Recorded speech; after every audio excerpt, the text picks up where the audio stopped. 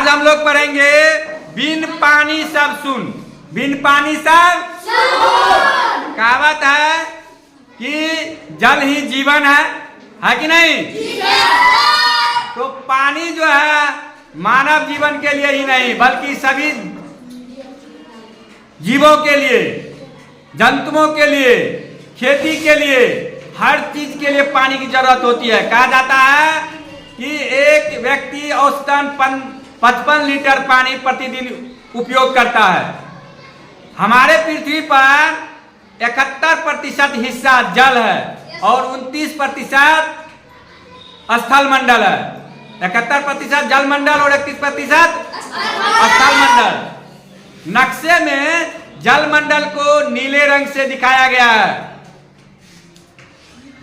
71% जल होने के बावजूद भी पीने का शुद्ध पानी जो है वह क्या है? बहुत कम है।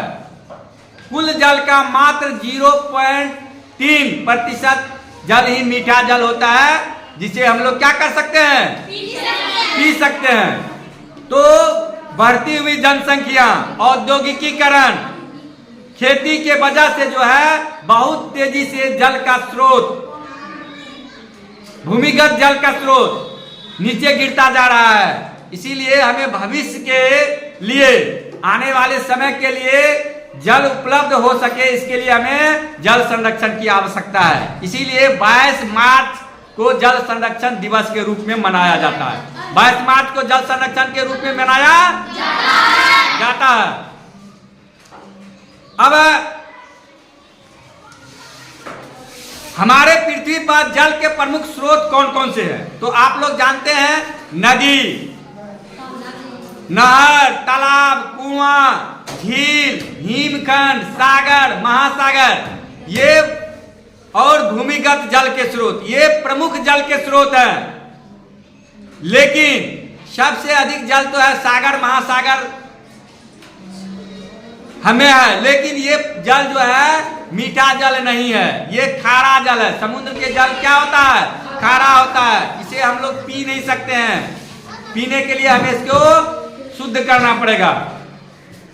क्यों नहीं पी सकते हैं? तो आप लोग जानते हैं कि प्रतिवर्ष जब मानसून आती है तो वर्षा होता है और ये वर्षा का पानी जो है बहते हुए नदी, नाला, खेत, खलिहान से होते हुए अपने साथ में मिट्टी, धूल,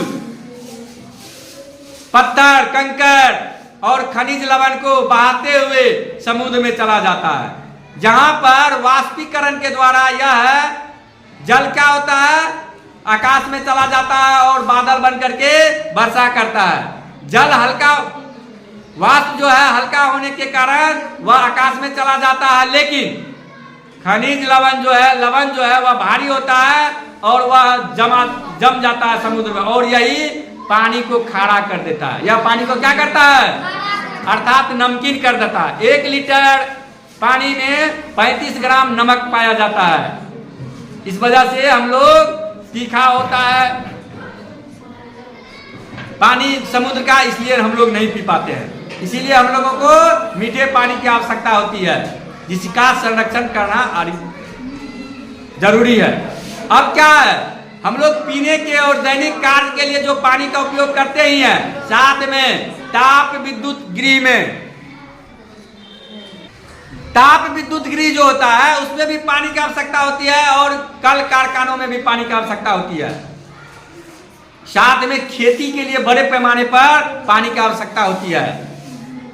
साथ में खेती के अलावा दैनिक घरेलू उपयोग के लिए। तो इस तरह से हम लोग अंधाधुंध जल का जब उपयोग करेंगे तो धीरे धीरे जल का स्रोत जो है वह घटता चला जाएगा। इसीलिए हमें मितव्ययी उपयोग करना चाहिए। जल का बर्बादी से हमें रोकना चाहिए। सिंचाई के लिए क्या करना चाहिए? स्प्रिंकल, टपक पद्धति को अपनाना चाहिए ताकि अधिक से अधिक जल का उपयोग हो सके। साथ में हम लोग देखते हैं क्या होता है, गाड़ी धुलाई में बहुत सारे पानी को बर्बाद करते हैं। हमें उतना ही पानी बर्बाद करनी चाहिए, उतना ही हमें उपयोग करना चाहिए जितना जरूरत है। बर्बाद नहीं करनी चाहिए। नल को खुला नहीं छोड़नी चाहिए। हमें जल को बचाना चाहिए। हम जल को अगर बचाएंगे तभी आने वाले पीढ़ी का उपयोग कर पाएंगे उस जल को, और जल के बिना जीवन संभव नहीं है। इसीलिए जल का संरक्षण करना चाहिए। अब क्या है, वर्षा के जल को हमें वाटर हार्वेस्टिंग पद्धति के तहत